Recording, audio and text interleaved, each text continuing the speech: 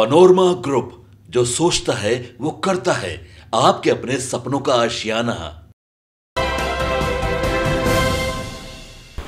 नमस्कार, आप देख रहे हैं सिटी पोस्ट लाइव और मैं हूं आपके साथ प्रभाकर पांडे। बिहार में विधानसभा उपचुनाव को लेकर सभी पार्टियां तैयारी में लगी हुई है और अपने अपने उम्मीदवार 4 सीटों पर उतार चुकी है। तो वहीं पूर्व एमएलसी रामबली सिंह चंद्रवंशी और जनसुराज के वरिष्ठ नेता ने कहा कि जिस तरह से परिवारवाद में फंसे हुए दोनों गठबंधन, एक तरफ महागठबंधन और दूसरे तरफ एनडीए, दोनों परिवारवाद में संलिप्त है। बात करें महागठबंधन के तो बेलागंज से पहले सुरेंद्र यादव एमपी बने और वो जो सीट खाली हुआ उस पर पुत्र को उतार दिया। तो वहीं रामगढ़ से जगतानंद सिंह ने अपने पहले सुधाकर सिंह को, फिर उसके बाद चौथे पुत्र को टिकट दिया। इस तरह से परिवारवाद का प्रकाष्ठा बड़ा अपर है। और वहीं तो दूसरे तरफ एनडीए में देख लीजिए, जिस तरह से जीतन राम मांझी पहले अपने एमपी बने, उसके बाद अपने बेटे को बनाया, फिर समधन को बनाया और उसके बाद अपने पतोहू को भी बनाया। इस तरह से परिवारवाद में फंसे हुए दोनों गठबंधन बड़ी गंभीरता से संलिप्त है इसमें। और बच गया जन स्वराज। तो जन स्वराज ही एक ऐसी पार्टी है जिसमें स्वास्थ्य, शिक्षा और मकान की बात करता है। तो जिस तरह से जन स्वराज उभर कर आया है सामने और सबसे मजबूत स्थिति में जन स्वराज ही दिख रहा है, और जन स्वराज ये परिवारवाद में संलिप्त नहीं है। और इस बार 4 सीटों पर जो जन स्वराज ने उतारा है बहुत ही मजबूत स्थिति में, और जनता बिहार का जन स्वराज की तरफ ही ध्यान लगाए हुए है। इसलिए मैं उम्मीद करता हूं कि इस चुनाव में जन स्वराज के चारों जो उम्मीदवार हैं वो जीत के आएंगे। ये जनता का भी विश्वास है जन स्वराज पर। जिस तरह से राजद और कांग्रेस ने परिवारवाद के ऊपर गंभीरता से नहीं सोचा कभी और अपने ही परिवार को बढ़ाने का काम किया है, इसको लेकर बिहार की जनता और यहाँ का युवा बहुत ही नाराज़ है। और इस बार जन स्वराज को चारों सीट से जिताने का मत बना लिया है और जन स्वराज ही जीत के आएगा, इस तरह के बयान देते नजर आए। तो क्या कुछ कहा है रामबली सिंह चंद्रवंशी, छोड़े जाते हैं आपको उनकी बातों के साथ। देखिए, बिहार में 4 जगहों पर उपचुनाव है।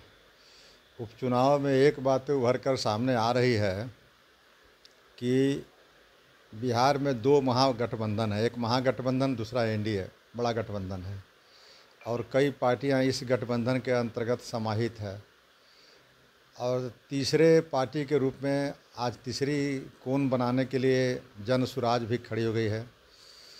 तो पहला गठबंधन जो है महागठबंधन का, उसमें आप देखेंगे कि परिवारवाद की प्रकाष्ठा दिखाई दे रही है। अब परिवारवाद क्या है, जैसे लें आप बेला की सीट, तो बेला के सीट पर सुरेंद्र यादव जी पिछले कई वर्षों से कब्जा किए हुए थे।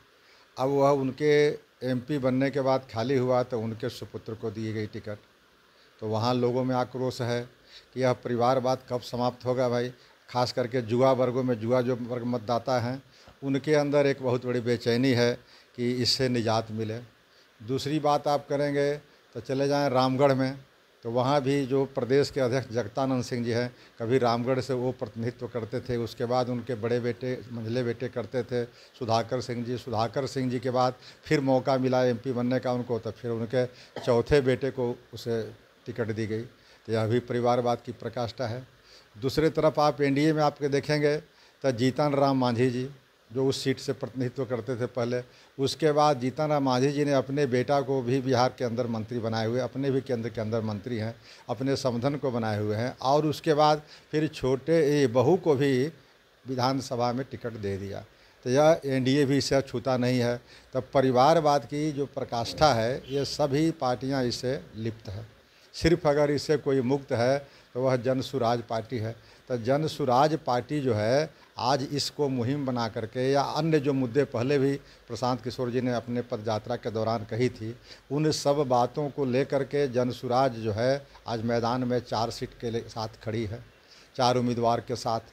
अब 4 उम्मीदवार की स्थिति क्या होगी ये तो आने वाला समय बताएगा, लेकिन अभी जो हालात है उसमें सबसे अच्छी पोजीशन में जनसुराज है, क्योंकि जनसुराज के परिवारवाद से मुक्त है और जनसुराज का जो सपना है कि बिहार में हम सत्ता परिवर्तन नहीं व्यवस्था परिवर्तन की बात करते हैं। बिहार में जो सब चीज़ों में, चाहे बिहार किसी मानक पर आप इसको आप जांचेंगे, हर मानक पर बिहार आज फिसड्डी नज़र आती है, पीछे नज़र आती है। चाहे वो प्रति व्यक्ति आय की बात कर लें, चाहे वो शिक्षा की बात कर लें, स्वास्थ्य की बात कर लें, या जितने भी तरह के कारक हैं, फैक्टर्स हैं, उस पर देखेंगे कि बिहार आज पीछे है। तो बिहार की सबसे बड़ी समस्या ये है कि बिहार के हम उन विकसित राज्यों में खड़ा करें जहाँ पर बिहार का हक है। तो इसलिए सब बिहारी लोग समझ रहे हैं कि जनसुराज को ही वोट दे करके हम वो सपना को साकार कर सकते हैं। इसलिए जनसुराज के उम्मीदवार कौन है यह महत्वपूर्ण नहीं है, जनसुराज का जो सपना है बिहार को बदलने का, वह बड़ी बात है।